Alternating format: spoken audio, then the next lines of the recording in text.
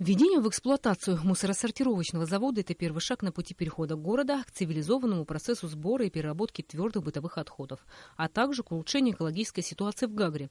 Сортировочная линия позволяет перерабатывать до 1000 кубометров мусора, твердых и бытовых отходов ежедневно, в том числе и залежавшийся мусор.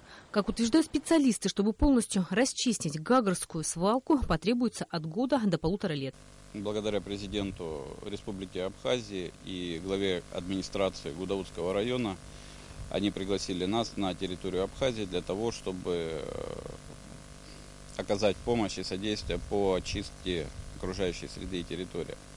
Запускаем этот проект для того, чтобы очистить, не только переработать старый мусор и привести его в порядок, а также на территории Абхазии, где существуют старые свалки, планируем их перерабатывать. Первый проект – это территория Гагры, первый пилотный наш проект. Следующий мы переходим в Гудаутский район, так там уже глава подготовил для нас территорию.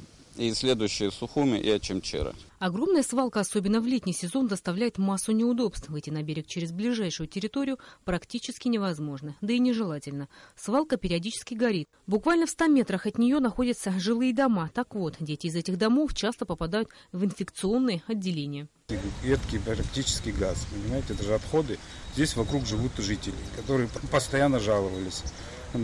Летом особенно, комары, всякая нечисть, зараза всякая могла быть, и могло привести вообще к эпидемии. То есть в данный момент то, что происходит здесь, это все будет сопутствовать очищению экологии. С помощью современного оборудования рабочие отбирают от общей массы мусора стекло, пластик, металл, картон и бумагу, которые имеют потребительские свойства. Иными словами, сортируют его. Оставшийся мусор, не поддающийся вторичной обработке, утилизируется на полигоне. Это ленточный конвейер, на нем будет происходить сортировка. То есть отдельно будет сортироваться ПЭТ-бутылка, пленка, стекло, бумага, алюминий, металл и всякое такое. Отобранное сырье прессуется и формируется в специальные огромные урны для дальнейшей переработки, которая будет производиться тут же, на прилегающей территории. У нас будут здесь формы разные, они будут меняться и готовится тротуарная плитка, бордюр. Естественно, по назначению они все будут делаться. То есть мы будем менять, эти вливания лежат у нас в прессе, они каждый будет вставляться по необходимости, какую продукцию мы хотим выпустить. Решение таких задач, как уменьшение количества отходов, извлечение вторичного сырья, безопасное устранение остатков твердых бытовых отходов после сортировки, позволит сберечь экологический потенциал страны, говорят специалисты. Это у нас пресс-машина, она будет прессовать нашу продукцию, то есть пластик и бумагу.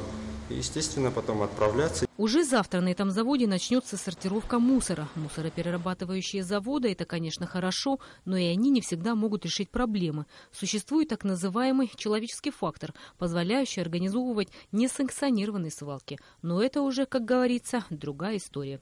Рената Шакая, Саида Гухава, Абхазское телевидение.